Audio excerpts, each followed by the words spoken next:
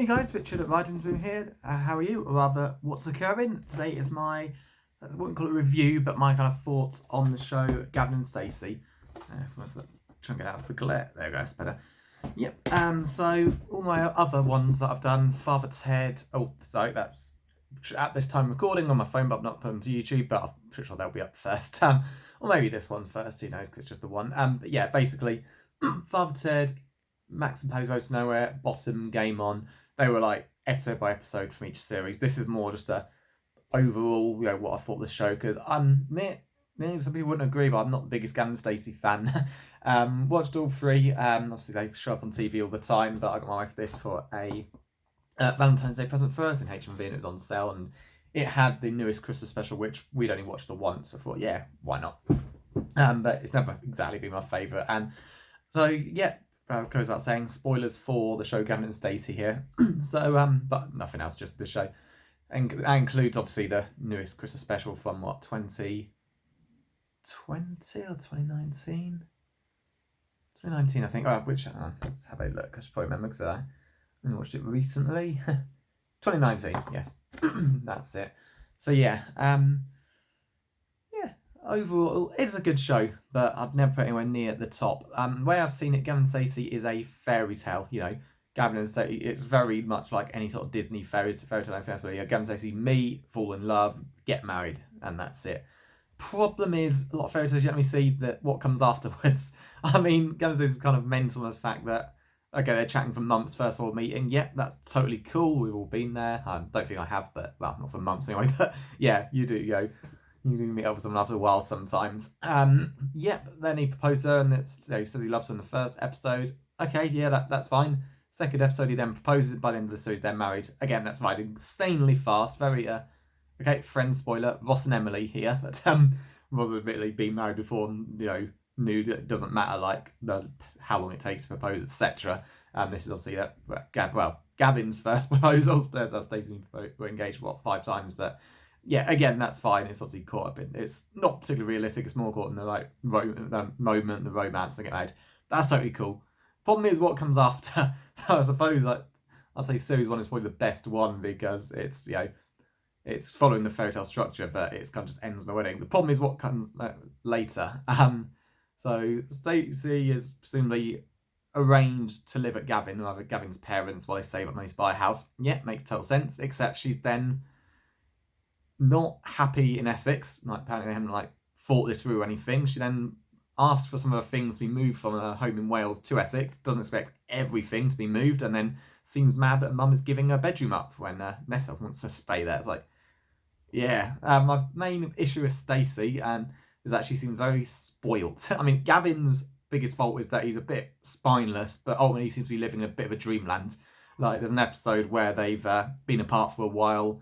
Gavin meets her, of course, he travels to Wales to meet her, then she travels to Essex the next day or something, and yeah, he's genuinely thinks everything is perfect again when really it's not. I remember just doing a couple of Google searches on least favourite Gavin and Stacey characters, and I assumed Dave would be at the bottom because he is a bit of a dick. It's best how he kind of shifts between just being a bit of a overbearing boyfriend to a complete bastard at times. I found two of them. I think that just the top one ranked, best to worst characters. Stacey was bottom and Gavin was second bottom, and I was surprised to see that because it's true. I just didn't think as many other people thought Stacey, the lead character and co-lead character, is the worst one, and she is. She comes as a spoiled. She's really, childish. She and it's ultimately unwilling to compromise. It's I can imagine it's not easy to move from your home where you've been for 20 odd years and then living somewhere totally different. But just her behaviour, she just decides to break up with Gavin rather than live in Essex because she's miserable. Gavin Butch has to move to Wales. He's really more grown up in the sense that he's willing to put himself through that. But the fact that he has to at all because she's not willing to try is pretty dodgy. So like I say, Gavin Stacey is a fairy tale, but what comes after is not that good. I mean, what happens when Ariel in The Little Mermaid, spoiler for that film, it's a bit of time for you to quit out if you've don't want to hear a spoiler, but I'm sure everyone has seen the Disney film The Little Mermaid.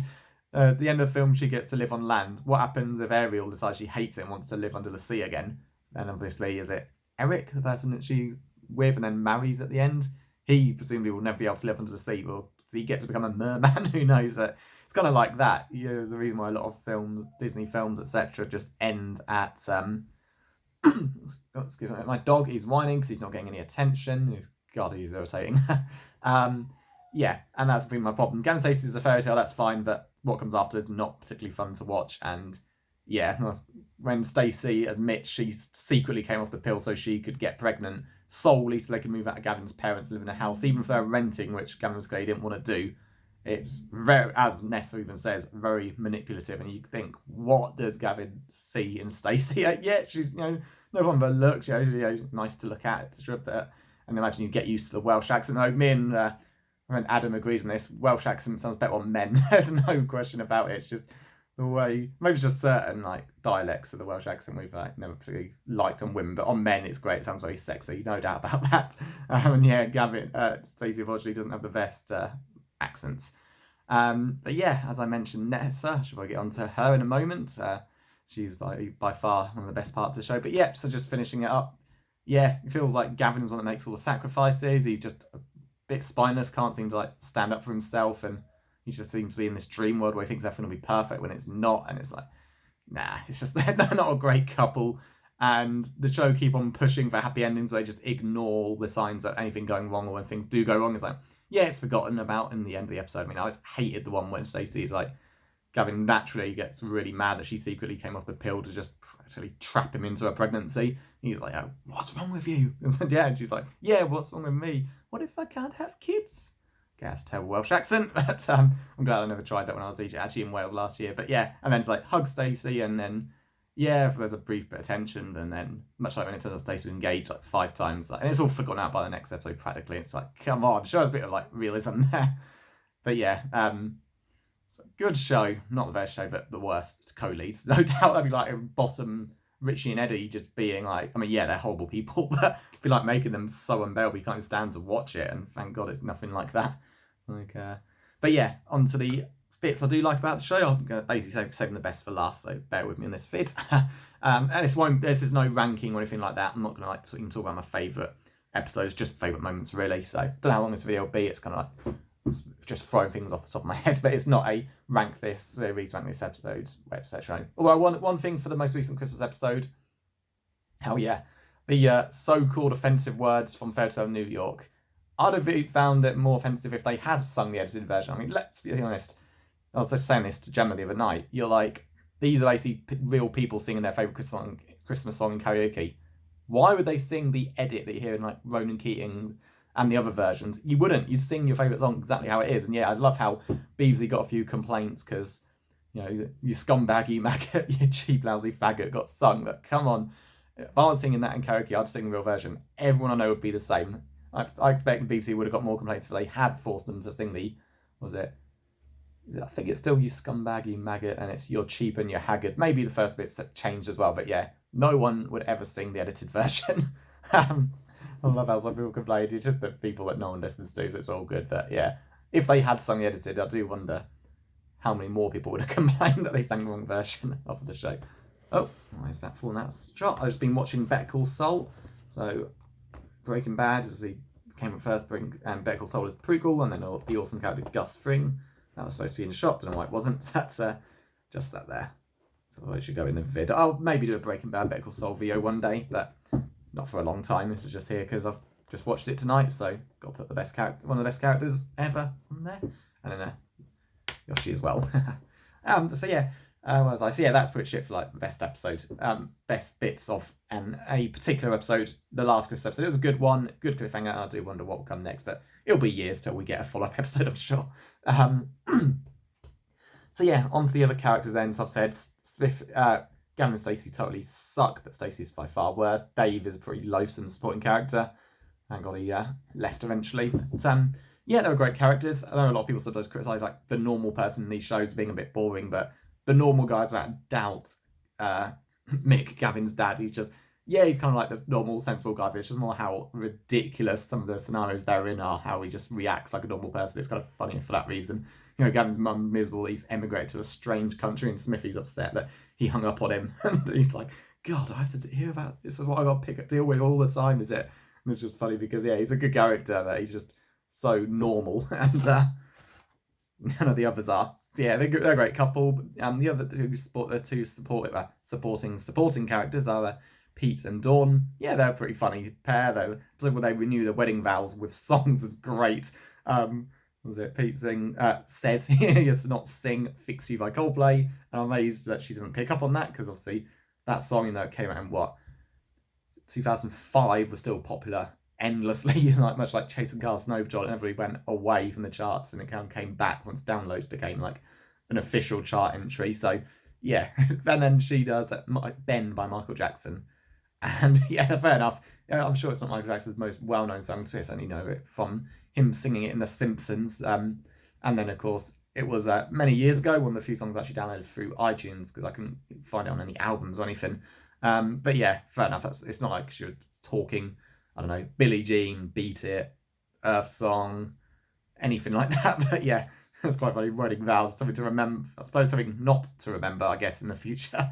Don't renew my vows with song lyrics and just talk them instead. But yeah, they're a funny couple. They're kind of like John and Mary and Father Ted, the two that despise each other back, all lovey-dovey around priests. They're kind of the same. They seem to love each other, but also hate each other at the same time. It's pretty funny. There's the neighbour from in Barry, next door. Of course, the actress died, so she wasn't in the Christmas special, but they dedicated it to her, which is quite nice. And then her character, her house was given to Gavin and Stacey. Yeah, nice how like she's gone. Obviously, she's just died of old age or something, but she's not forgotten. So yeah, she's a nice character. She seems to be some sort of nympho as well, which is hilarious. And you've got Stacey's mum as well. Yeah, she's one of the weaker characters. She's funny and all, but I love her for cooking omelettes and everything. She's getting kind of like a normal person, but it's just not as good. Maybe because there's not really anyone for her to react to like Mick does. And then, of course, you got the top three, which everyone agrees. Bryn, Stacey's uncle, is just one of the funniest guys ever. So his like love of the male body and desire to be one of the lads just makes some great TV. The scene when him and Smithy are working at a gym without their shirts on, and he's giving him the warm down by massaging his legs. It all just seems so wrong. And yeah, he's just such a fun character, and yeah, pretty damn funny. And he's actor's a good singer as well. I do love his songs that him and Nessa do, like Islands in the Stream and Fairy Tale of New York.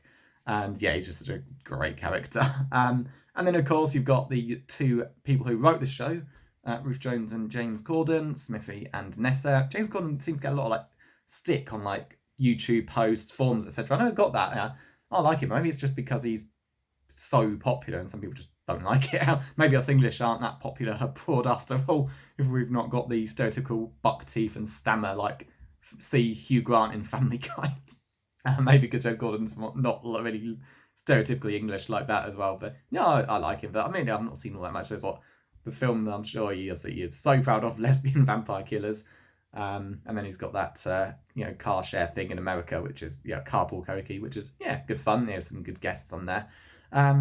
But yeah, Smithy and Nessa, the two, they're not the leads, but they should be. They've got the real love story. It's just great because it's so different. They're like, even in Nessa's wedding, which she calls off, which Smithy stops, the two of them admit they repulse each other most of the time, and yet they just have moments that they never have with anyone else. And it's just makes such a great, unusual relationship. And Nessa can be like pretty vile at times. Smithy's obviously not the fittest guy ever, and does embarrassing stuff all the time, and just as well that they're just that's a great thing. They're just not a normal couple in any way. They would never seem like they'd work, but maybe they will if the show ends with Nessa after their casual sex relationship ending, proposing to him. So it's a great relationship. It's great because of how much they do disgust each other, yet they love each other at the same time. You just don't really see anything like that on TV, and it's the best. And they just have some of the best scenes ever. The scene without seducing each other with KFC, or even scenes over other characters. Like there's a hilarious bit where everyone I know would agree they're like having an Indian, and everyone decides to just pick bits off the table, like have a little bit each, and Smithy argues about how terrible that decision is because the thing he'll order a korma, Stacey will just sort of take from him, and all the nice things he orders, someone else will have, and he'll end up with inevitably not much of what he really wants. And it's so true. If you order like, I don't know, main one I ordered, go with Indian, but tikka lemon pilau rice is a good one, buna madras, there's so many. But if I was like with family and with like 5 curries on a table and people were helping themselves, you'd end up like well, they're bound to be one, I'll say korma, that no one wants. And one that everyone wants, the tikka or madras, which just goes. And yeah, Smithy's right. You've got to you can't just pick and share. You've got to have your own figure. Just the scene of everyone taking bits from the main table and Smithy sitting at a small table by himself with his inhumanly portions amount of food. Great. It's just, yeah, some of the funny scenes with Smithy are involving food, like that scene with the takeaway when he's refusing to share and just order his own thing for himself. When him and Gavin are having a meal in the pub and Gavin's it's baguette and chips, but he wants them without the chips. So Smithy takes the chips. He's insisting his order it should be is then fish and chips and chips. And he keeps on saying how she can't just spring them across. It needs to be a full portion. It's great stuff. And yeah, they're great characters. And yeah, there is a lot of heart. Gavin Stacey's a good show. It's nice how negative the world is. Something that is a bit more positive at times. And yeah, Smithy and Nessa and Bryn are just hilarious characters. They make the show so good. But yeah, I'll never put it anywhere near my top 10 of all time, but it's certainly not bottom 10 of all time or anything, but I just think it's massively overrated for how people just see it. It's just too obsessed with perfect fairy tale endings and stuff. But yeah, what can you do? It's a feel-good show. People enjoy it, and yeah, it's nice. It's a good Christmas special. The original Christmas one where I'm singing songs which one was it? They were Gavin and Smithy are singing in the cars to each other over their mobiles.